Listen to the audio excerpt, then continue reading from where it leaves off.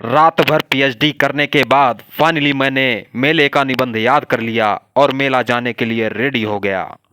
सोने से पहले रात भर जगने वाले चमगादड़ों को भी मैंने फोन करके तैयार कर लिया। सुबह होते ही मैं अपने चमगादड़ों के साथ फुर्र से सुहागी पहुंच गया। ये रहा सुहागी बाईपास। सुहागी बाईपास से होते हुए अब हमें पहाड़ चढ़ना है।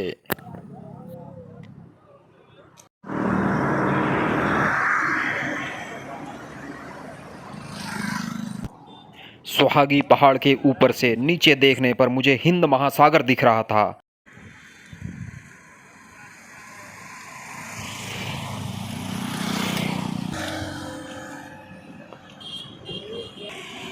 हम मेले की ओर बढ़ते जा रहे थे, तभी हमारी टीम जंगल में खजाना तलाशने के लिए निकल गई। यह एक बियाबान जंगल था जिसमें हम खजाना तलाश रहे थे। हम एक तीर से दो निशाना लगाना चाहते थे। हमें खजाना तो नहीं मिला, लेकिन सामने शायद हमें भूत मिल चुका था।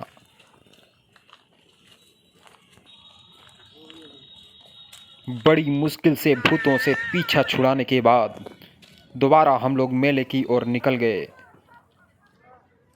शॉर्टकट रास्ते को फॉलो करते हुए दोबारा हम नेशनल हाईवे पे आ जाते हैं और मेले की ओर बढ़ जाते हैं।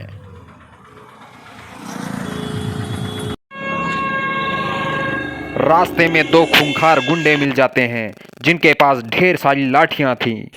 बड़ी मुश्किल से जैसे ही इन गुंडों से पीछा छुड़ाकर मैं आगे बढ़ा, मैंने देखा कि साउथ इंडियन गुंडों की फौज ट्रैक्टर में बैठकर मेले की ओर बढ़ रही थी। इन गुंडों को अभी तक हम सिर्फ साउथ इंडियन मूवीज में देखा करते थे, लेकिन आज हम इनको सामने से देख रहे थे। यहाँ से मेला की शुरुआत होती है, बस हम पहुँचने वाले हैं।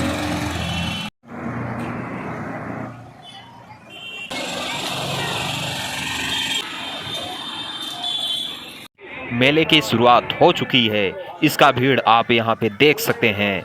ये सभी इस भव्य द्वार से मेले के अंदर प्रवेश करने के लिए उतावले हो रहे हैं। इन सीढ़ियों के सहारे हम भी ऊपर चढ़ते हैं।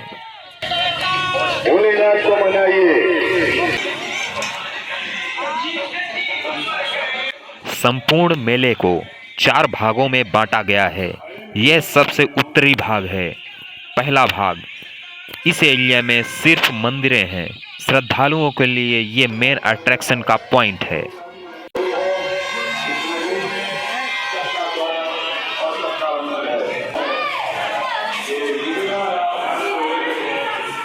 जी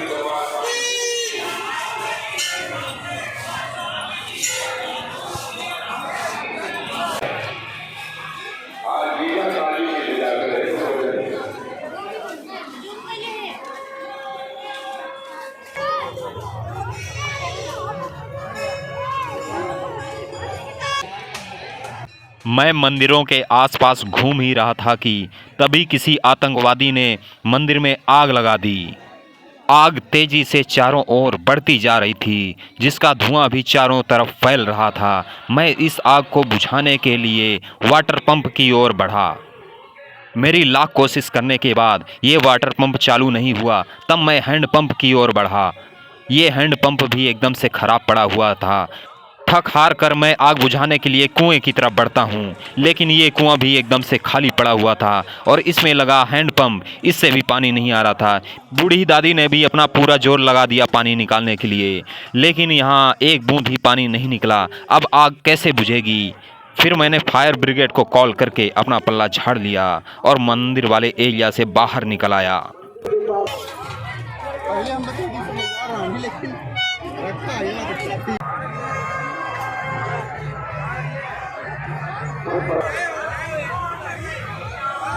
मेले का ये वाला एरिया मंदिर से सटा हुआ था। हम यहाँ से होते हुए मेले के सेंटर की ओर बढ़ रहे थे।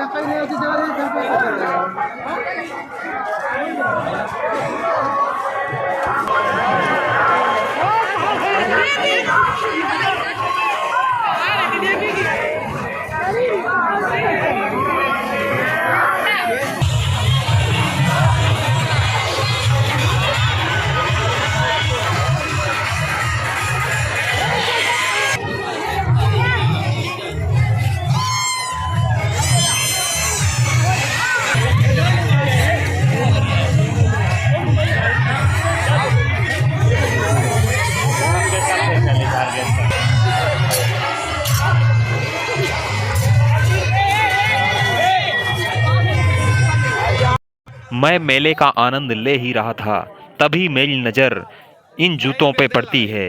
ये वही जूते थे जो मंदिर के सामने से चुराए गए थे और यहाँ पर बेचे जा रहे थे। इन जूतों का वीडियो बनाकर मैंने अपने व्हाट्सएप के सभी ग्रुप में शेयर कर दिया। जिसका भी जूता चोरी हुआ होगा वो यहाँ पे आएगा और लेकर जाएगा।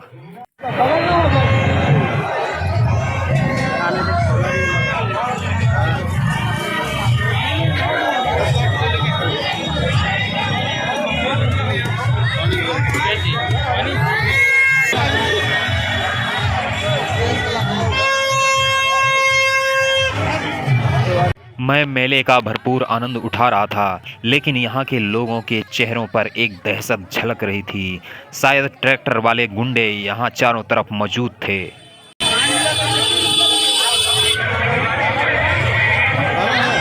देख लो।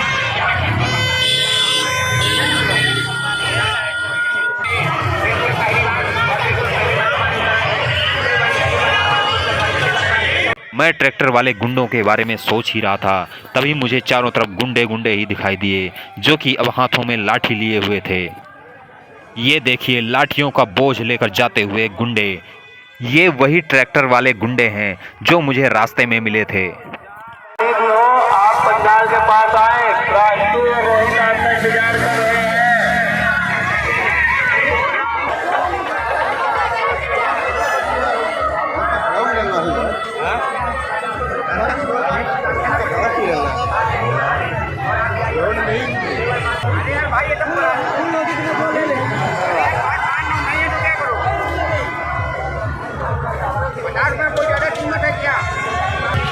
मैं मेले में आगे बढ़ ही रहा था कि मेरी मुलाकात एक बुलेट वाले गुंडे से हो जाती है। बुलेट वाला गुंडा भी अपने आदमियों के लिए डंडे का ढेर लेकर जा रहा था। मैं मेले में आगे बढ़ा, तभी मुझे टैटू वाला मिल जाता है। यह वही कवर अप टैटू वाला है जिसको धाकड़ न्यूज़ ने कवर किया था। जी हाँ, ये वही कवर अप टैटू आर्टिस्ट है। ये देखिए, ये बंदा अपनी पत्नी के लिए स्पेशल टैटू बनवा रहा था।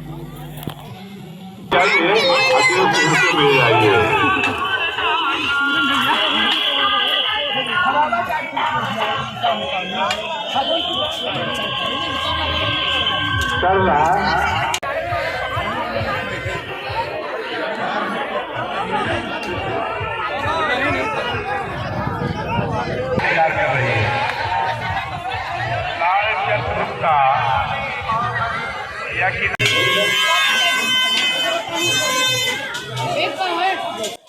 इस मेले में चारों ओर गुंडे ही गुंडे फैले हुए थे।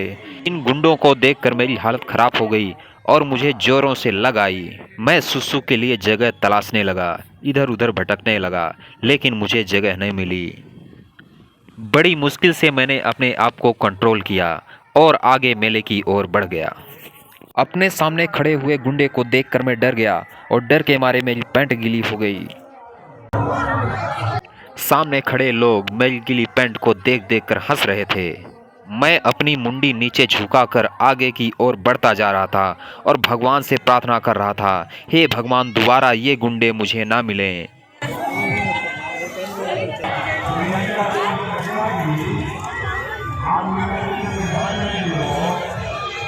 आगे बढ़ते बढ़ते मैं मेले के एक ऐसे भाग में आ गया था जहां पर देश विदेश से लोग आए हुए थे और स्मगल किया हुआ सामान बेच रहे थे।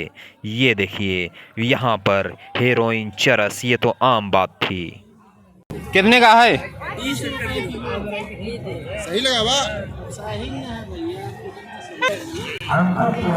इस मेले में सिर्फ 20 रुपए kilo white powder, heroin, cocaine आदि चीजें मिल रही थी। मन तो किया कि पुलिस कंप्लेन करते हैं, लेकिन ये पुलिस वाले भी इन सब लोगों से मिले हुए थे।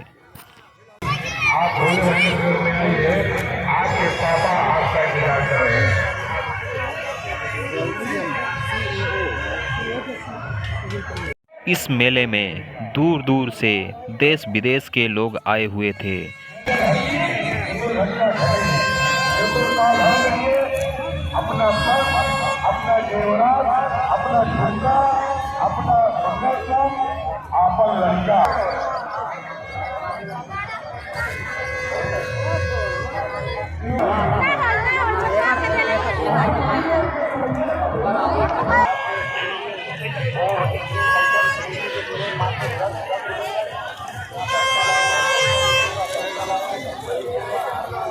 मैं मेले में आगे बढ़ा, तभी मेरी नज़र इन हथियारों पर पड़ी। यहाँ देश विदेश से लाए हुए हथियार बेचे जा रहे थे।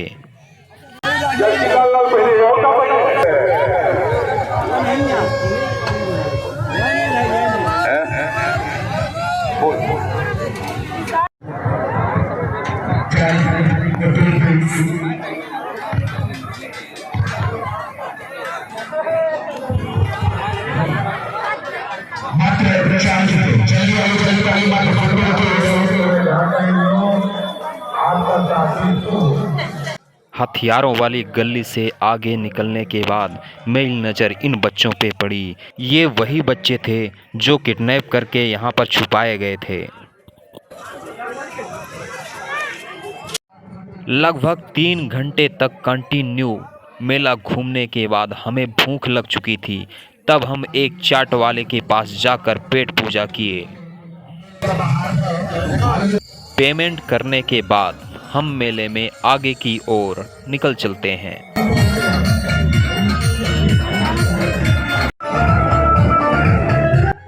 गुटखा, खैनी, मसाला, रासरी, दारू, सिगरेट, ये सब स्वास्थ्य के लिए हानिकारक है और दंडनीय भी। हम यहाँ सिर्फ और सिर्फ पेड़ का पत्ता खाने आए हैं।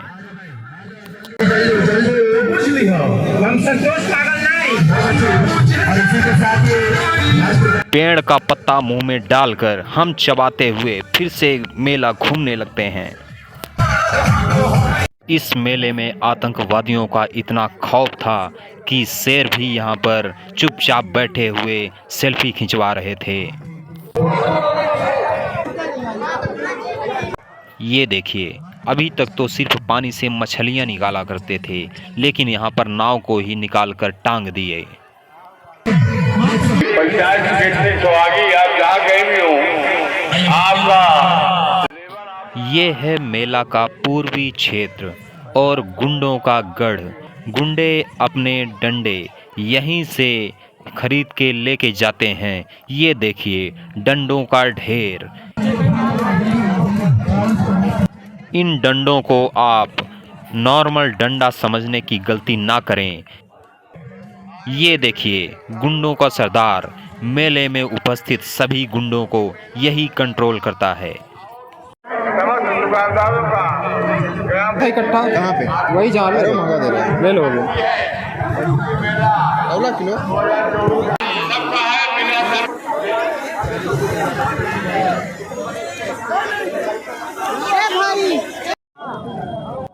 यह मेला का दक्षिणी क्षेत्र है जो कटरा की तरफ है।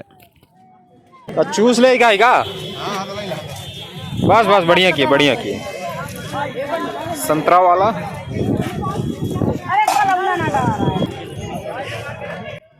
शाम ढल रही थी और हमें घूमते हुए लगभग 4 घंटे बीत चुके थे। शाम के लगभग 5 बज रहे थे। भीड़ पहले से बहुत कम हो चुकी थी। लोग ठंड की वजह से मेले से निकलकर अपने घरों की ओर जा रहे थे। धीरे धीरे ठंड बढ़ती जा रही थी। मुझे भी ठंडी का एहसास हो रहा था, लेकिन घर निकलने से पहले एक बार मैं मंदिर एरिया का पुनः विजिट करना चाह रहा था, इसलिए मैं मंदिर की ओर बढ़ गया।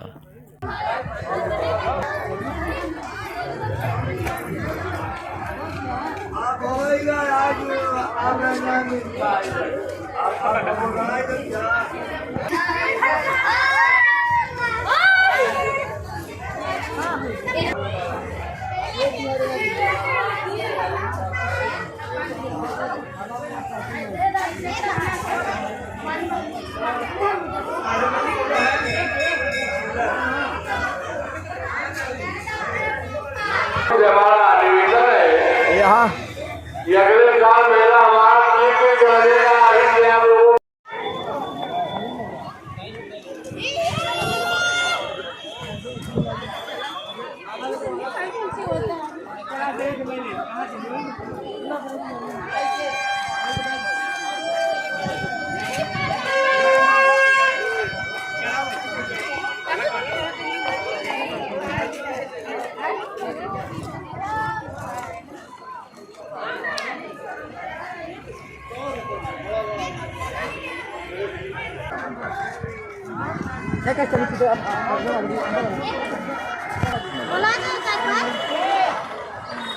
फाइनली अब मैं मेला एरिया से बाहर निकल रहा था। वापस उन्हीं सीढ़ियों पे चलते हुए मैं नेशनल हाईवे पे आ गया। हल्का हल्का अंधेरा होना शुरू हो गया था और मुझे इन सुनसान रास्ते से जंगलों के बीच से गुजरना था। मैं जल्दी जल्दी अपने घर की ओर बढ़ रहा था, तभी मेरी नज़र फिर से इन गुंडों पे पड़ी। ये गुंडे अभी भी पीछा नहीं छोड़ रहे थे।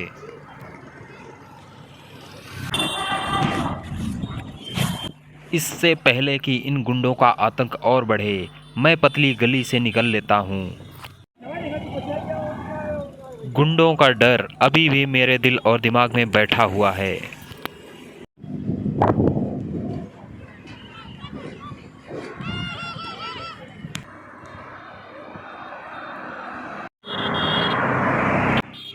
चारों ओर अंधेरा हो चुका था और मैं सेफली सुहागी में पहुंच चुका था।